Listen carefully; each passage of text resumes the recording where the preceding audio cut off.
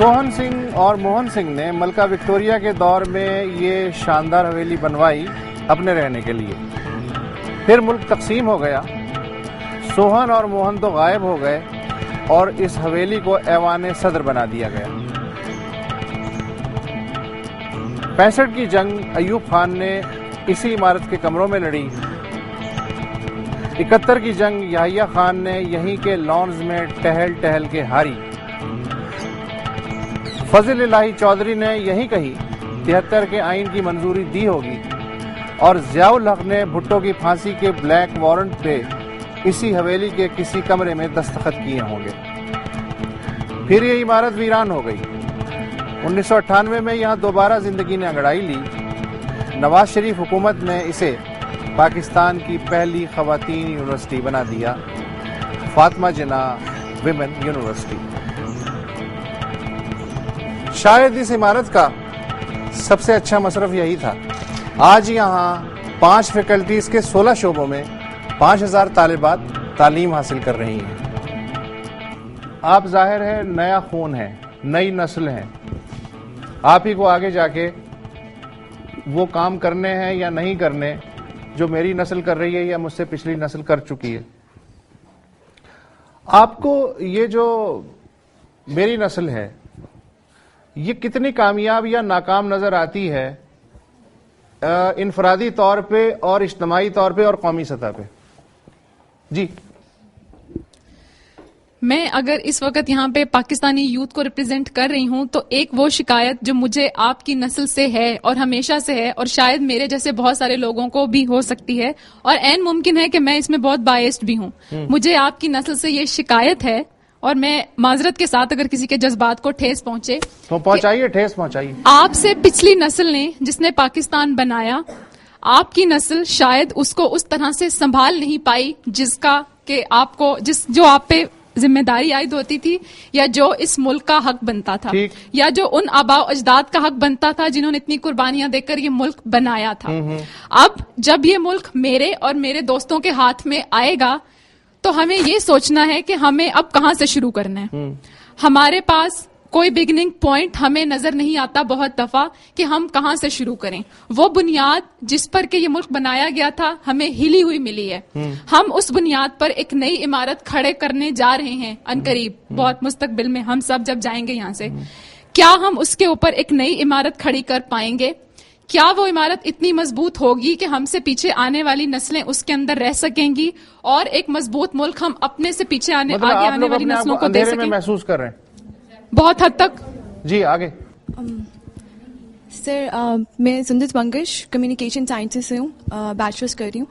آپ نے جو ایک تو پہلے پرانی والی بات کہ آپ کہہ رہی ہیں کہ کوئی شکایت ہے سم تھنگ, تو ایک تو شکایت یہ ہے کہ آپ کی نسل جو ہے جو آج کل کی ہے جو رول کر رہی ہے, انہوں نے اتنی پھیلا دی ہے ایک طرح سے فساد, انہوں نے اتنا گند پھیلا دی ہے ان ادر ورڈز کہ ہمیں جو ہے نا وہ اب رائٹ اینڈ رانگ کے درمیان میں بہت اچھا خاصا ڈفرنس پتا چل گیا. تو کیا سوچا ہے کہاں سے شروع کریں گے؟ ہمارے لیے ہم نے اتنا سفر کیا ہے اس سچویشن میں کہ اب ہمیں جو ہے نا وہ ہم اب اس گندگی سے ہم تنگ آ گئے. اب ہماری جو نسل ہے نا وہ ایک اچھی زندگی چاہتی ہے کیونکہ ہم نے بہت سفر کیا. سر مطلب سر اپنے اس سے اپنی کیپیبلٹی سے اپنے آپ کو زیادہ اس سے وہ کریں گے, گروم کریں گے. اچھا یہ ادھر بھی دے دیں, یہ بیچارے بہت ہی محروم ہیں یہ جو گروپ ہے. وہ تو ٹھیک ہے کہ آپ لوگ ظاہر کریں گے, شروع کریں گے, کہاں سے شروع کریں گے؟ سر میرا نام ایمان میر ہے اور میں انوائرمنٹل سائنسز ڈپارٹمنٹ سے ہوں, 6 سیمسٹر بیچلرس. پہلے تو یہ کہ واقعی جو ہے جو نسل ہے ابھی مطلب جو ہماری بڑی نسل ہے انہوں نے واقعی اتنا گند مچا دی ہے کہ ہم لوگوں کو سمجھ نہیں آتا کہ ہم لوگ کہاں سے شروع کریں. لیکن ہم لوگ جہاں سے بھی کر سکتے ہیں ہم لوگ انفرادی طور پہ شروع کر سکتے ہیں. مثلا ہم لوگوں نے اپنی یونیورسٹی میں ایک پروجیکٹ شروع کیا ہوا ہے paper recycling and reuse کا. تو ہم لوگ اپنے اون پہ جو ہے پیپر کلیکٹ کرتے ہیں اور اس کو ریسائکلنگ کے لیے بھجوا رہے ہیں اور ری یوز وغیرہ کر رہے ہیں. مطلب اس میں ہماری کوئی آرگنائزیشن کی ہیلپ نہیں ہے, کسی سینئر کی ہیلپ نہیں ہے, ہم لوگ ٹوٹلی اپنے اون پہ سب کچھ کر رہے ہیں. ٹھیک ہے, ایک آئیڈیا ہے جو ایگزیکیوٹ کیا جا رہا ہے. تو مائٹ بھی اگر یہ سکسیسفل ہو تو اس کو ہم لوگ پھر مزید آگے پروپیگیٹ کر سکیں. تو اس کا مطلب ہے کہ آگے بڑھنے کے لیے آپ کی نسل کو اور آپ کی نسل کے توسط سے ہم سب کو آئیڈیاز کی ضرورت ہے. آئیڈیاز کی, نئے آئیڈیاز کی ضرورت آئیڈیاز ہے, کی اور پرانی چیزوں کی ضرورت نہیں ہے, جی نئے آئیڈیاز کی ضرورت ہے. جی آگے. Nadia Yasmin, environmental sciences 6 semester.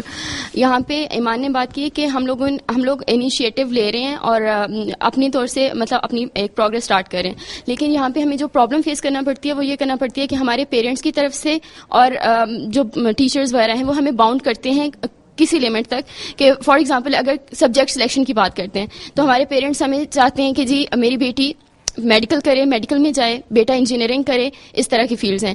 یہاں پہ میں اپنی کلاس کی بات کروں گی کہ ہم لوگوں نے جب انوائرمنٹل سائنسز سلیکٹ کیا تھا تو ہماری ایک ٹیچر تھی, انہوں نے ہم سے ایک کوشچن کیا کہ بھائی انوائرمنٹل سائنسز میں آپ لوگ آئے ہیں, کیا آپ کے آبجیکٹیوز ہیں, آپ لوگ کس سے انسپائر ہوئے ہیں.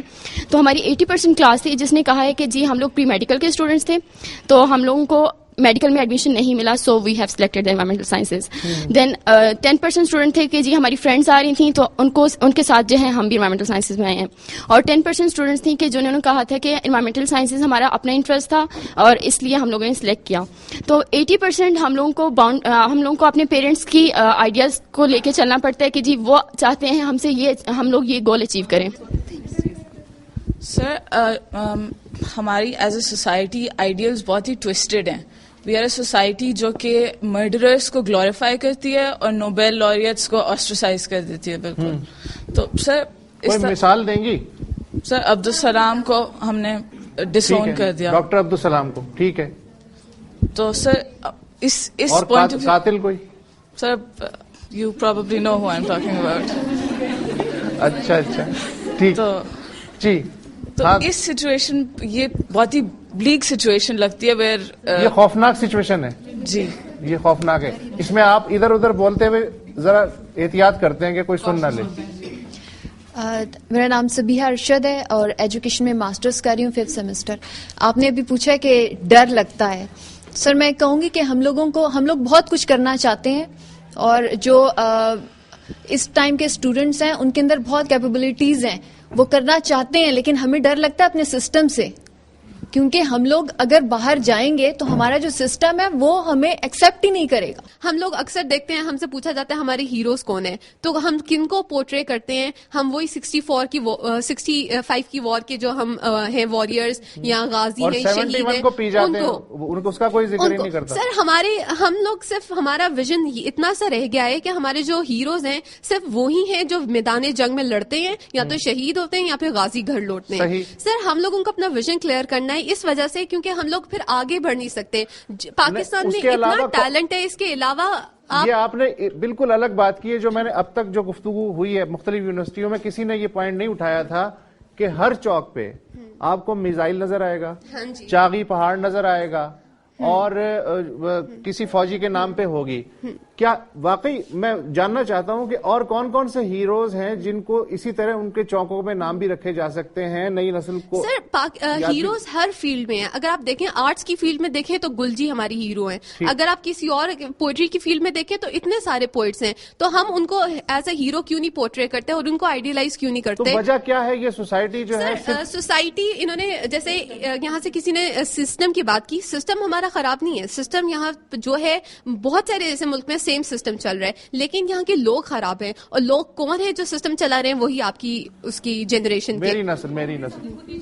سر میں یہ کہنا چاہوں گی کہ جیسے انہوں نے کہا کہ فورسز کو ہی کیوں ہیروز کی لائن میں کھڑا کیا جاتا ہے, تو اس میں یہ ہے کہ یہ اگر ہم دیکھیں تو یہ پاکستان کے خلاف ایک پروپیگنڈا ہو رہا ہے کہ آپ فورسز کو, آرمی کو چوکوں پہ نام ان کے لکھ دیا جائے اس طرح, کیونکہ ہمارا مائنڈ ڈیولپ کیا جا رہا ہے. اور جو ٹیررزم کو ہمارے ملک میں لایا جا رہا ہے وہ اس لیے کیونکہ ہمارا ذہن اسی میں آئے. اب جس طرح بچوں کا آپ سلیبس اٹھا لو تو اس میں کیوں لکھا جاتا ہے تے سے توپ, بے سے بندوق, کیوں لکھا جاتا ہے؟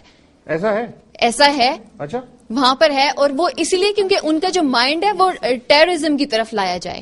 جی یہ جو کانسیپٹ ہے کہ ہر چیز کروائی جا رہی ہے, دیر از اے پروپیگینڈا اگینسٹ اس, یہ تو مطلب تھوڑا سا زیادتی ہے. سر ہم اپنے پیر پہ خود کلہاڑی مارے ہیں. ابھی فیض کی برتھ اینیورسری گزری ہے, کتنا ہمارا اپنا ہی میڈیا ہے, کتنے لوگوں نے اس کو اس پہ میڈیا پہ دکھایا, کتنے یوتھ کو کتنے کو پتا ہے کہ فیض کون تھے, یا ابھی تھوڑی دیر پہلے آپ نے پوچھا کہ ہماری نوجوان نسل کو کس چیز سے ڈر لگتا ہے. ہماری جو نسل ہے, ہماری جو نوجوان نسل ہے جس کی میں نمائندگی کر رہی ہوں, اس کو دو محاذوں پہ لڑنا پڑا ہے. ایک تو وہ محاذ ہے یا ایکسٹرنل فرسٹریشن ہے جس کا ہر پاکستانی کو سامنا من حیث القوم بھی ہم کر رہے ہیں, اور ایک وہ فرسٹریشن ہے جو ایکسکلوسیولی نوجوان نسل کو ہے کہ اس کا مستقبل بھی غیر یقینی ہے, اس کو اپنے ملک کے حالات کے بارے میں بھی کچھ نہیں سرٹینٹی کہ کیا ہو رہا ہے. تو یہ جو فرسٹریشن ہے, یہ جو انرجی ہے اس فرسٹریشن کی فارم میں, اس کو چینلائز کرنے کی ضرورت ہے. یہ فرسٹریشن کا مظاہرہ آپ دیکھ ہی رہے ہیں یہاں پہ ان سب لوگوں میں. یہ فرسٹریشن, اب اس فرسٹریشن کو ایک بیلنس پہ رکھنا ہے کہ یہ فرسٹریشن ختم بھی نہ ہو, کیونکہ یہی فرسٹریشن ایک ڈرائیونگ فورس ہے. یہ ایک پاور ہے جو کہ پش کر رہی ہے ہمیں کسی نہ کسی ڈیسٹینیشن کی طرف, کسی نہ کسی موومنٹ کی طرف. اگر یہ فرسٹریشن ختم ہو گئی یا یہ فرسٹریشن انرجی فرسٹریشن کی فارم میں ہے, اگر یہ ضائع ہو گئی تو ہمارا فیوچر اور زیادہ انسرٹن اور زیادہ غیر یقینی ہو جائے گا. لیکن مسئلہ یہ ہے, اور میرا سوال یہ ہے کہ اس انرجی کو چینلائز کون کرے گا؟ اس انرجی کو چینلائز کرنے کے لیے ہماری نسل کو رہنمائی کی ضرورت ہے, اور وہ رہنمائی ہمیں کہیں سے مل رہی ہے یا نہیں مل رہی, ہمیں خود ڈھونڈنی پڑے گی یا ہمیں آ کے کوئی وہ رہنمائی دے گا. یہ سوال اپنی جگہ پر قائم ہے. السلام علیکم سر, میرا نام فائزہ سکندر ہے فرام ایجوکیشن ڈپارٹمنٹ سیمسٹر 3. آپ نے کہا کہ ایجوکیشن کو کس طرح کر سکتے ہیں. ادھر سب سے زیادہ پاکستان میں سب سے زیادہ لیسٹ کنسرن جو ہے وہ ایجوکیشن ڈپارٹمنٹ ہے. ہمیں سے کسی نے یہ نہیں سوچا کہ یہ جو بڑے بڑے مقام پہ پہنچے ہیں ان کے بھی استاد رہ چکے ہوئے ہیں. آپ لوگ نہ تو استاد کو اتنا درجہ دیتے ہیں. ہاں, ہمارے اسلام نے ہمیں یہ کہہ دیا جی کہ معلم جو ہے کیا کہتے ہیں ہمارا روحانی باپ ہے, لیکن اس کو کسی نے کبھی بھی موٹیویٹ نہیں کیا. آپ ابھی کسی بھی اسکول میں چلے جائیں, اب جا کے تھوڑا سا ان کا ماحول بہتر ہوا ہوگا, لیکن ادھر موٹیویشن کہیں بھی نہیں ہے. آپ اسٹوڈینٹس کو ایون کہ باہر, چلو ٹھیک ہے, وہ جو مطلب ان کا جو 12th اسٹینڈرڈ ہوتا ہے نا, ادھر بھی وہ بچوں کو اس طرح پڑھاتے ہیں کہ تم آؤ ہم تمہیں موٹیویٹ کریں گے. ان میں ایجوکیشن ڈپارٹمنٹ کو سب سے زیادہ لیسٹ کیا جاتا ہے. ایون کہ لو بجٹ بھی پاکستان میں ہی ہے, ایجوکیشن ڈپارٹمنٹ سب سے زیادہ لو بجٹ میں ہے, باقی چیزوں کو دیکھا جاتا ہے. وجہ کیا ہے, لو بجٹ کیوں ہے اتنا؟ امرین سلطان, پبلک ایڈمنسٹریشن 8 سیمسٹر. میں آپ کے اس کوشچن کا آنسر دینا چاہوں گی کہ ہمارے ایجوکیشن بجٹ کیوں نہیں زیادہ ہوتا. اس کا مین ریزن ہے ہمارے حکمران, کیونکہ ان کے جو بچے ہیں وہ باہر کی یونیورسٹیز میں جا کے پڑھ رہے ہوتے ہیں, تو ان کا تو کوئی کنسرن ہی نہیں ہے کہ وہ ایجوکیشن کو اپنے ایجنڈا تک بھی لائیں. تو اسی لیے وہ جسٹ اپنے جو امپورٹنٹ چیزیں ہوتی ہیں جہاں سے وہ پیسہ زیادہ سے زیادہ لوٹ سکتے ہیں ان چیزوں پہ لگاتے ہیں, ان چیزوں کے نام پہ لگاتے ہیں, ڈیفنس کے نام پہ لگاتے ہیں. حالانکہ کچھ نظر نہیں آ رہا. اگر ڈیفنس کے نام پہ اتنا بجٹ لگ رہا ہوتا تو کیا آج ہمارے حالات یہ ہوتے ہماری کنٹری کے؟ بالکل بھی نہیں. اگر یہی پیسے اگر یہ ایجوکیشن پہ لگاتے تو کچھ اچھے ذہن کہاں کم ہونے چاہیے بجٹ میں پیسے کے ایجوکیشن کے لیے پیسہ مل سکے, یہ بتائیے ہمیں, یہ بتائیے. یہ